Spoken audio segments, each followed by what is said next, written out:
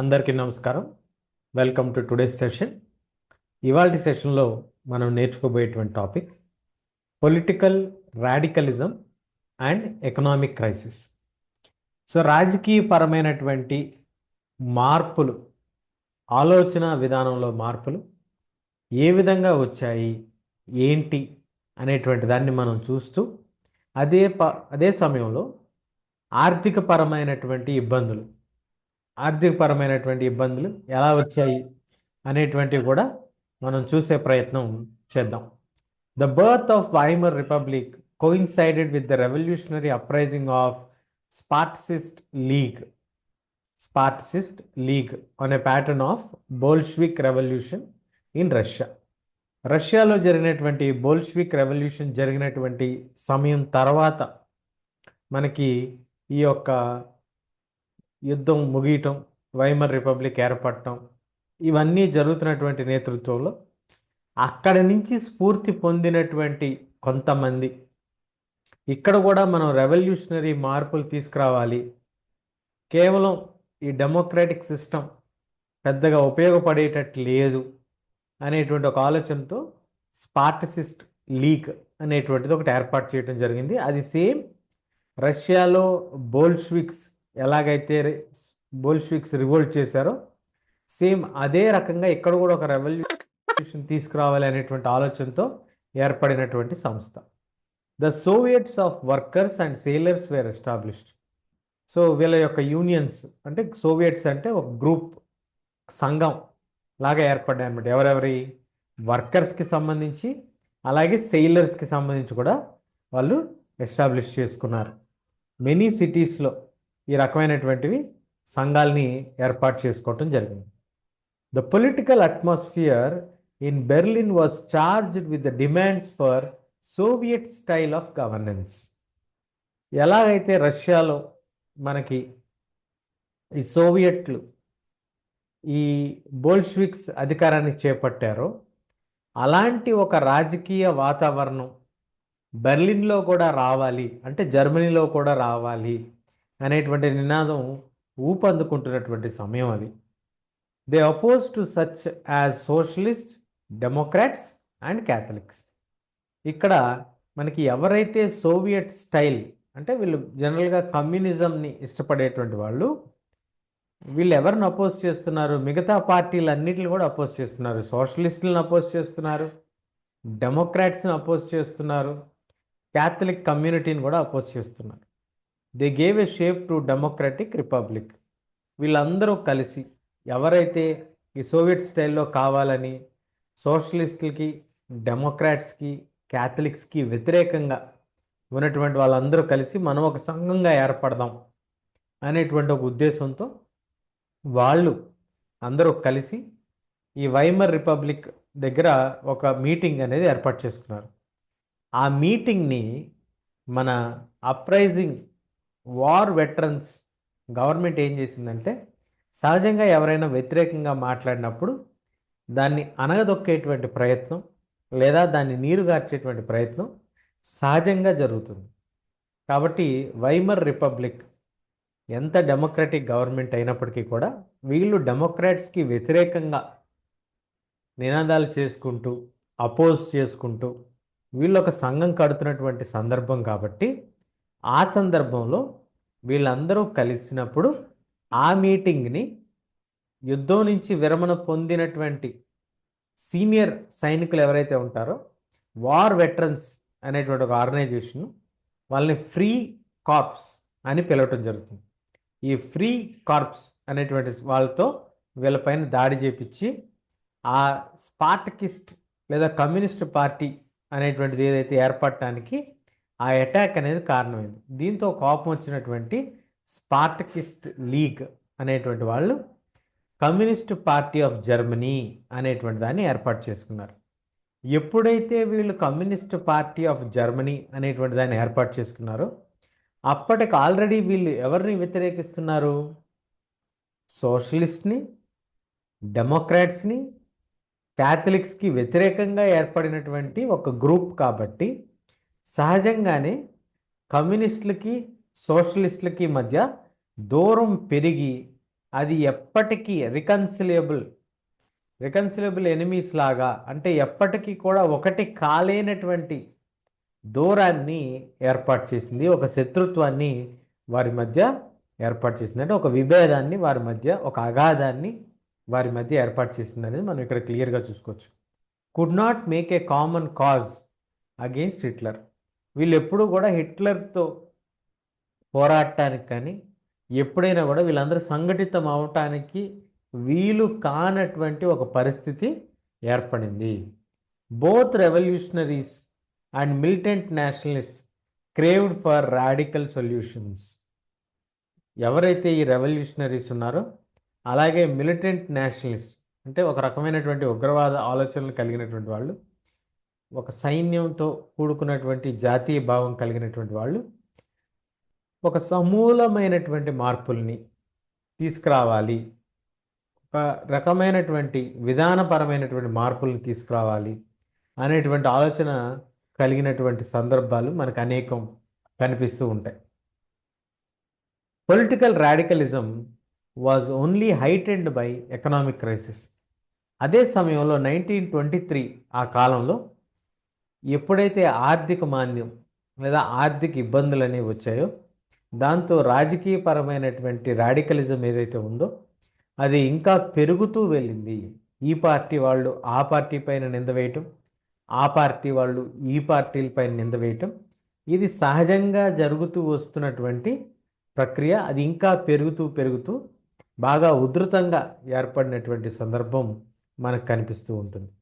Germany had fought the war largely on loans and had to pay reparations in gold. Germany ఏం చేసింది, యుద్ధం పోరాడుతున్నంత సమయంలో కూడా యుద్ధాన్ని పోరాటం చేయటానికి కావలసినటువంటి వనరులన్నిటిని అప్పు రూపంలోనూ లేదా వేరే వాళ్ళ దగ్గర నుంచి లోన్ రూపంలో తీసుకోవటం జరిగింది. ఈ రకంగా తీసుకున్నటువంటి లోన్స్ తిరిగి చెల్లించాల్సినటువంటి పరిస్థితి, క్యాష్ రూపంలో చెల్లించేటువంటి పరిస్థితి లేదు.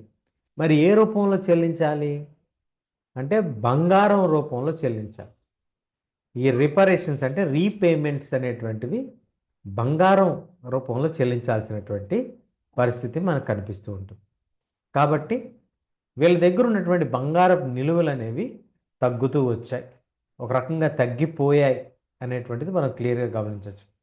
1923లో Germany refuse to pay the French Germany వాళ్ళు ఏం చేశారు, 1923వ సంవత్సరం వచ్చేసరికి ఆర్థిక మాంద్యం పూర్తిగా పెరగటం, ఆర్థికంగా బాగా ఇబ్బంది రావటం, బంగారం నిలువలు బాగా తగ్గిపోవటం, ఇవన్నీ కలిసి జర్మనీ లోన్ పే చేయలేనటువంటి పరిస్థితి ఏర్పడింది. ఈ లోన్ ఎప్పుడైతే పే చేయలేనటువంటి పరిస్థితి ఏర్పడిందో, నేను పే చేయను ఎందుకంటే నా దగ్గర డబ్బులు లేవు అనేటువంటిది చెప్పడం జరిగింది. అప్పుడు ఫ్రెంచ్ వాళ్ళు ఏం చేశారంటే, ఫ్రాన్స్ దేశస్తులు అప్పుడున్నటువంటి ఇండస్ట్రియల్ ఏరియా రూర్ వ్యాలీ అనేటువంటి దాంట్లో బాగా ఖనిజాలు, కోల్ ఇవన్నీ కూడా బాగా దొరుకుతూ ఉండేటువంటి ప్రాంతం. ఆ ప్రాంతం పైన పట్టు దాన్ని ఆధీనంలోకి తీసుకున్నారు. జర్మనీ రిటాలియేట్ చేసింది. దీనికి వ్యతిరేకంగా విచ్చలవిడిగా యుద్ధం చేసే పరిస్థితి లేదు కాబట్టి కరెన్సీని, తమ దేశపు కరెన్సీని బాగా ముద్రించింది. ఆ రకంగా ముద్రించడం వలన మనీ బాగా సర్క్యులేషన్లోకి వచ్చి, మనీ సర్క్యులేషన్లోకి వస్తే ఆర్థికంగా కొంత వెసులుబాటు వస్తుంది అనేటువంటి ఆలోచనతో వీళ్ళు చేసి ఉండొచ్చు. కానీ వాస్తవానికి అక్కడ జరిగినటువంటి సందర్భం ఏమైందంటే అది బ్యాక్ ఫైర్ అయింది, బూమెరాంగ్ అయింది. అంటే వీళ్ళు అనుకున్నది ఒకటి, జరిగినది ఒకటి. అలా మనకి ఈ సర్క్యులేషన్లో ఉన్న వాల్యూ, జర్మనీ యొక్క కరెన్సీ యొక్క మార్క్, జర్మనీ కరెన్సీ ఏంటంటే మార్క్, ఆ మార్క్ యొక్క కరెన్సీ బాగా తగ్గిపోయిందనమాట. ఆ వాల్యూ బాగా తగ్గిపోయింది. తగ్గిపోవటం అంటే ఏంటి, దాన్ని మనం వేరే కరెన్సీతో పోల్చుకున్నప్పుడు మనకి ఇండియన్ రూపీ యుఎస్ డాలర్తో పోల్చుకున్నప్పుడు 85 రూపాయల నుంచి 90 రూపాయల వరకు ఉంటుంది. అలా అలా పోల్చుకోవటం చూసినప్పుడు యుఎస్ డాలర్తో జర్మనీ వాళ్ళ కరెన్సీ అయినటువంటి మార్క్ 2400 మార్క్స్కి $1కి సమానమైంది ఏప్రిల్లో. జూలైకి వచ్చేపాటికి 3,53,000 మార్క్స్.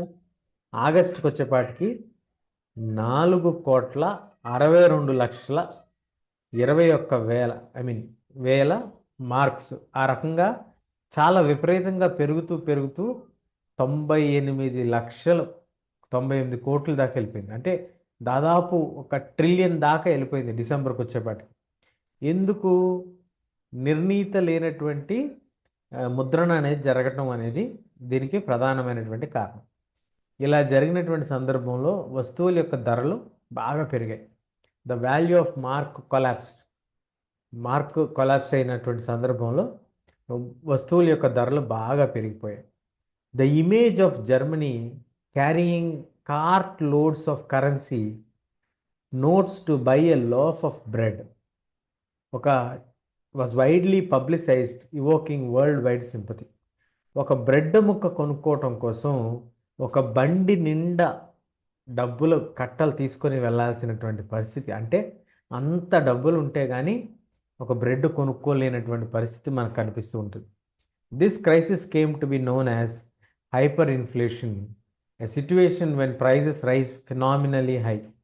సాధారణ స్థాయి కంటే విపరీతమైనటువంటి ధరల పెరుగుదల మనం గమనించినప్పుడు దాన్ని మనం పిలిచేటువంటి పేరేంటంటే హైపర్ ఇన్ఫ్లేషన్. అంటే డబ్బుల యొక్క విలువ తగ్గి వస్తువుల యొక్క ధర విపరీతంగా పెరుగుతుంది. ఎక్కువ డబ్బులు ఇచ్చి తక్కువ వస్తువులను కొనుక్కునేటువంటి పరిస్థితిని ఇన్ఫ్లేషన్ అంటాం. అలా విపరీతంగా ధర పెరిగిపోతే దాన్ని హైపర్ ఇన్ఫ్లేషన్ అని పిలవటం జరుగుతుంది. Eventually Americans intervened and bailed out Germany crisis, introducing Dawes plan, which reworked the terms of reparation to ease the financial burden on Germany.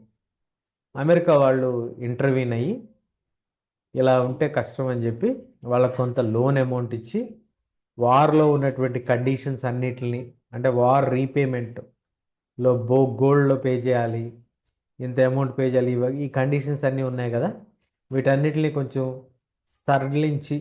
సరళీకృతం చేసి జర్మనీకి కొంత వెసులుబాటు కల్పించేటువంటి ప్రయత్నం అమెరికా చేసింది. అప్పుడు కానీ ఇటు ఫ్రాన్స్ చేసినటువంటి చర్యకి, అంటే ఆ రూర్ వ్యాలీని ఆక్యుపై చేసుకోవటం, అలాగే మిగతా చర్యలన్నిటికీ కూడా కాస్త బ్రేక్ పడింది. అంటే విపరీతమైనటువంటి ఆర్థిక ఇబ్బందుల్లోకి జర్మనీ నెట్టివేయబడింది. అంటే ఒక రకంగా జర్మనీకి విపరీతమైనటువంటి పరిస్థితి వచ్చింది అనేటువంటిది మనం ఇక్కడ క్లియర్గా గమనించవచ్చు. సో ఇక్కడ మనం గమనిస్తే రాజకీయంగా అనేక పార్టీలు ఉన్నటువంటి ప్రభుత్వానికి వ్యతిరేకంగా తయారవుతున్నాయి. వాళ్ళు నిరసనలు వ్యక్తం చేస్తున్నారు.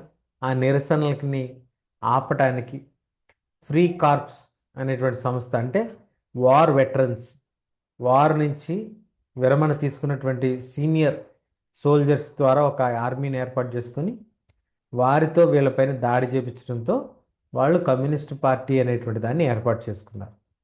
ఆ కమ్యూనిస్ట్ పార్టీ అనేటువంటి దాన్ని ఏర్పాటు చేసుకున్న తర్వాత కమ్యూనిస్టులకి సోషలిస్టులకి మధ్య విభేదాలు తారాస్థాయికి చేరుకున్నాయి. అందువలన వాళ్ళు ఎప్పటికీ కూడా ఒకటయ్యి ఒక సంఘటిత శక్తిలాగా హిట్లర్కి వ్యతిరేకంగా పనిచేసేటువంటి పరిస్థితి ఎప్పటికీ రాలేనటువంటి ఒక అగాధం వాళ్ళ మధ్య ఏర్పడింది. అదే సమయంలో ఆర్థిక మాంద్యం వాళ్ళని బాగా ఇబ్బందుల్లోకి నెట్టేసింది. ఒక బ్రెడ్ కొనుక్కోవాలంటే ఒక బండి నిండా డబ్బులు తీసుకెళ్లాల్సినటువంటి ఫోటో ఆ మధ్య విపరీతంగా వైరల్ అయ్యి దాంతో జర్మనీ యొక్క ఆర్థిక పరిస్థితి కుదేలవటం ఎంత దయనీయంగా తయారైంది అనేటువంటిది మనకు అందులో కనిపిస్తూ ఉంటుంది. సో అలాంటి ఒక సందర్భాన్ని మనం హైపర్ ఇన్ఫ్లేషన్ అని పిలవటం జరుగుతుంది. ఈ హైపర్ ఇన్ఫ్లేషన్ అంటే విపరీతమైనటువంటి ధరల పెరుగుదలని మనం జర్మనీలో చూడవచ్చు. అలా పెరిగిపోతున్నటువంటి తరుణంలో డాలర్తో మార్క్ వాల్యూ బాగా తగ్గిపోయి బాగా ట్రిలియన్స్లోకి వెళ్ళిపోయినటువంటి సందర్భం మనకు కనిపిస్తూ ఉంటుంది. ఈ రకంగా మనకి ఆర్థికమైనటువంటి ఇబ్బందులు జరుగుతున్నటువంటి సందర్భంలో డబ్బులు మేము కట్టలేము అని చెప్పినటువంటి జర్మనీకి వ్యతిరేకంగా ఫ్రెంచ్ వాళ్ళు రూర్ వ్యాలీ అంటే ఎక్కడైతే ఈ ఇండస్ట్రీస్ ఉన్నాయో, ఎక్కడైతే ఈ కోల్ నిల్వలు ఉన్నాయో, బొగ్గు నిల్వలు, ఆ ప్రాంతాన్ని వాళ్ళ ఆధీనంలోకి తీసుకోవటం, దానికి వ్యతిరేకంగా ఈ ఆర్థికంగా వెళ్ళి ఇష్టం వచ్చినట్టు డబ్బుల్ని రెక్లెస్గా ప్రింట్ చేయటం, ఇవన్నీ వెరసి విపరీతమైనటువంటి ఆర్థిక మాంద్యం, ప్రజలపై ప్రభావం జర్మనీలో, దాని ద్వారా ఐరోపాలో కనిపిస్తూ ఉంటుంది. సో ఈవెన్చువల్గా Americans intervened the bailed out Germany.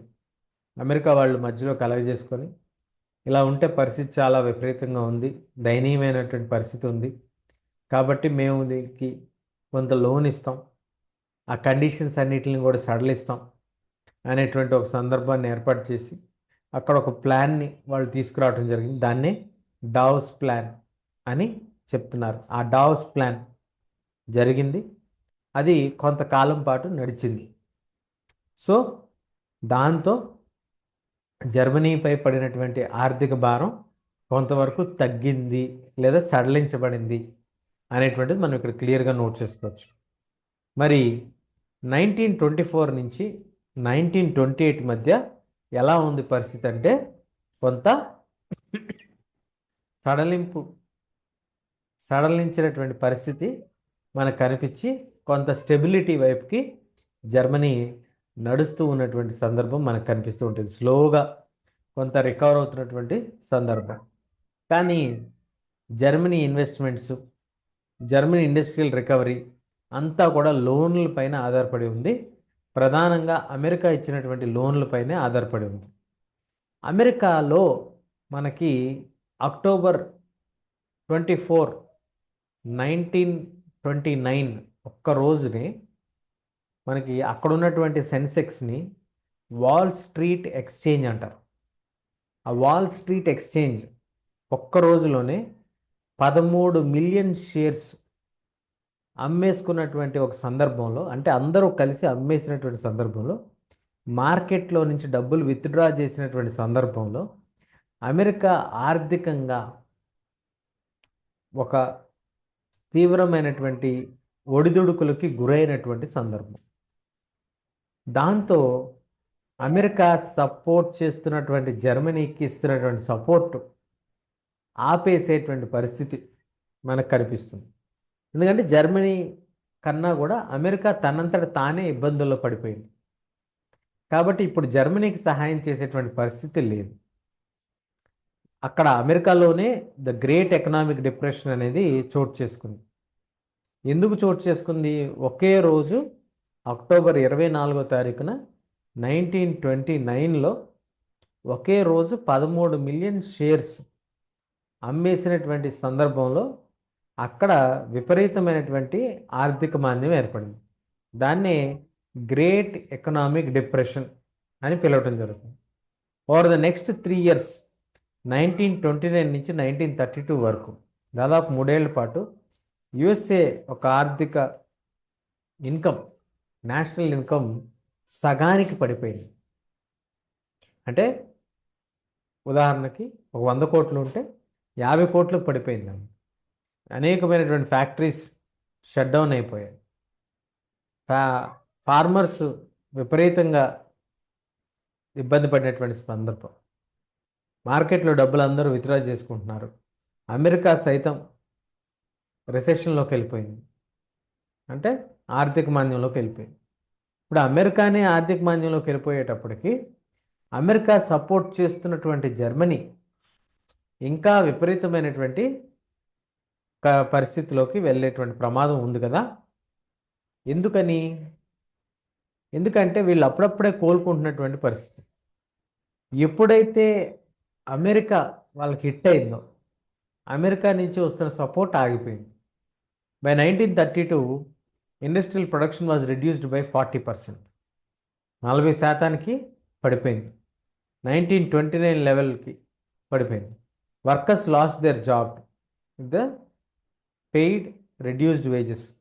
Workers యొక్క ఉద్యోగాలు పోయాయి, వేజెస్ బాగా తగ్గిపోయాయి. The number of unemployed touched an unprecedented 6 million, దాదాపుగా 60 లక్షల మంది నిరుద్యోగులు ఏర్పడినటువంటి సందర్భం మనకి ఇందులో కనిపిస్తూ ఉంటుంది. On the streets of Germany you could see men with placards around the necks saying willing to do any work.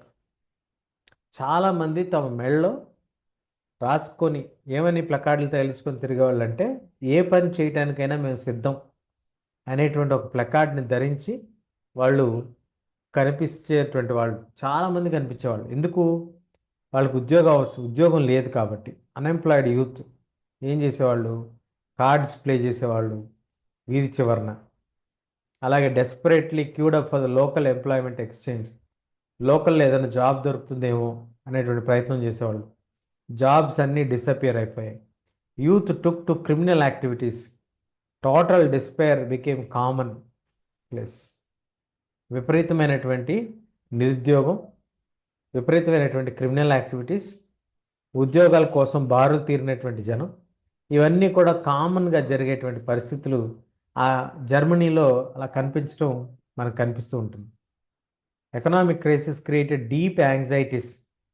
విపరీతమైనటువంటి యాంగ్జైటీ, భయాలు ప్రజల్లో ఉన్నటువంటి సందర్భం మనకు కనిపిస్తూ ఉంటుంది.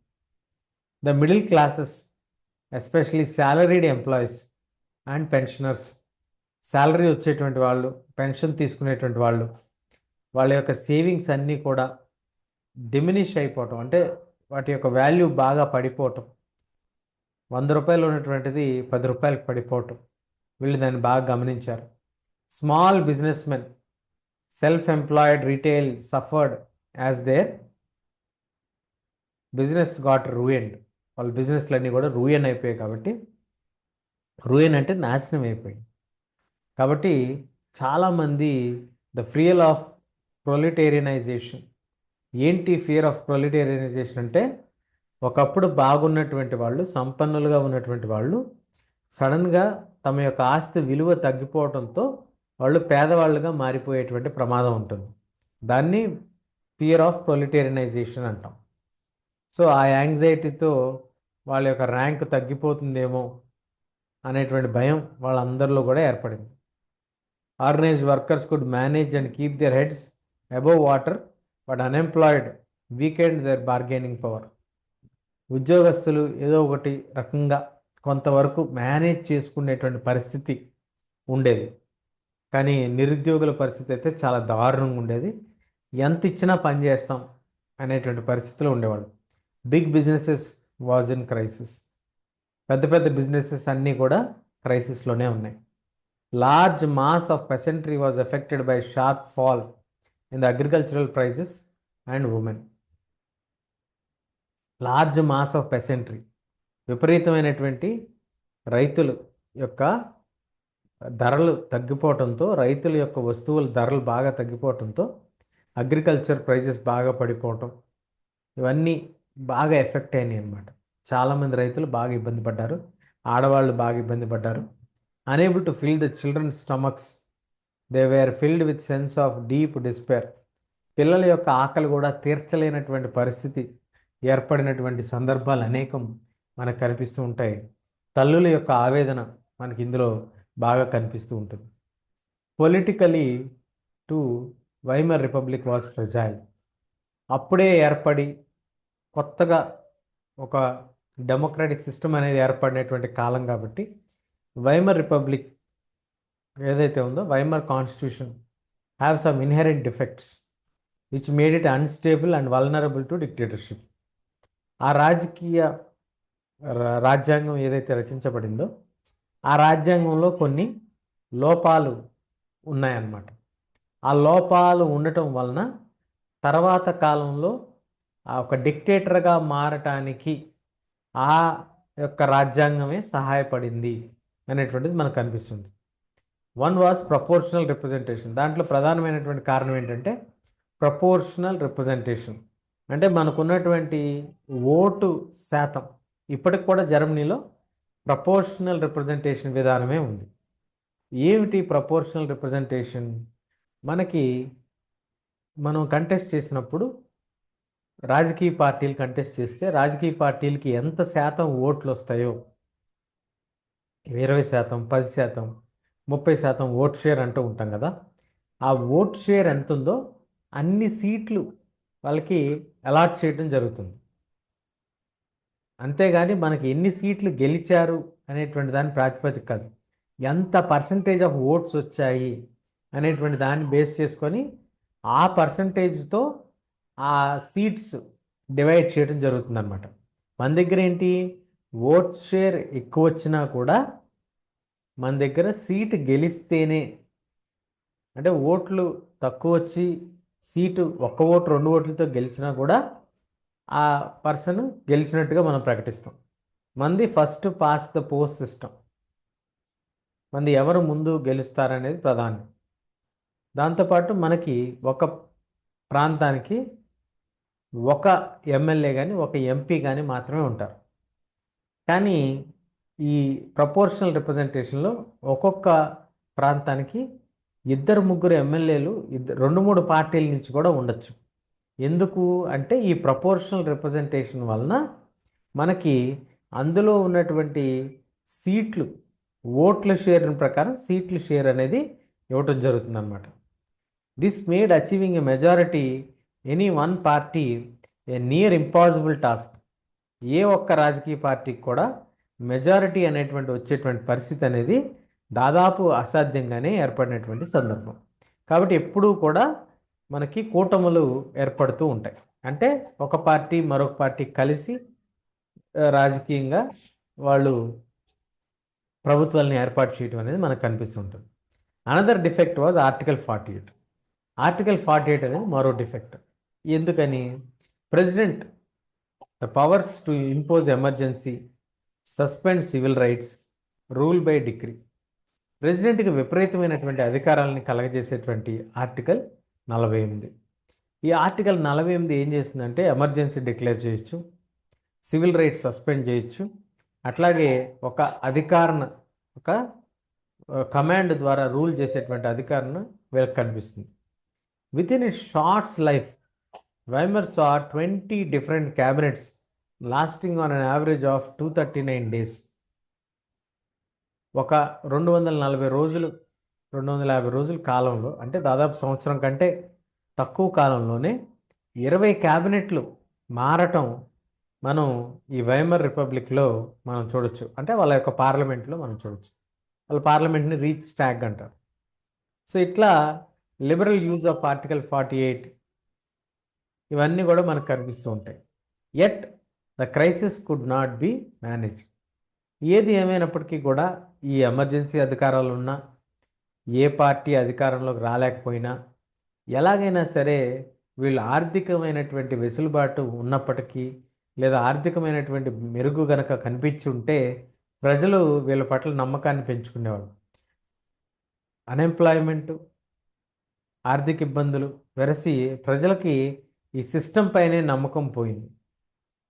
ఎందుకంటే ఏ సొల్యూషన్ కూడా వీళ్ళు ఆఫర్ చేయలేనటువంటి పరిస్థితి మనకు కనిపిస్తూ ఉంది. మనం చూస్తున్నప్పుడే మనకు అర్థమవుతుంది ఏ సమస్యకి కూడా వీళ్ళు సొల్యూషన్ ఇచ్చేటువంటి పరిస్థితి మనకు లేదు. ఒక ప్రభుత్వం కూడా స్టేబుల్గా లేదు, ఎందుకంటే క్యాబినెట్లు ఎప్పటికప్పుడు మారుతూ ఉన్నాయి అనేటువంటి సందర్భం కూడా మనకి ఇక్కడ క్లియర్గా కనిపిస్తుంది. అలాంటి ఒక సందర్భంలో మరి ఈ హిట్లర్ అధికారంలోకి రావటం ఎలా జరిగింది, ఏమిటి, ఆయనకి తోడ్పడినటువంటి అంశాలు ఏమిటి, ఇవన్నీ కూడా మనం నెక్స్ట్ సెక్షన్లో డిస్కస్ చేద్దాం. ఇప్పటి వరకు మన ఛానల్ ఎవరైనా సబ్స్క్రైబ్ చేసుకొని వాళ్ళు ఉన్నట్లయితే దయచేసి సబ్స్క్రైబ్ చేసుకోవాల్సిందిగా మనవి. Thank you.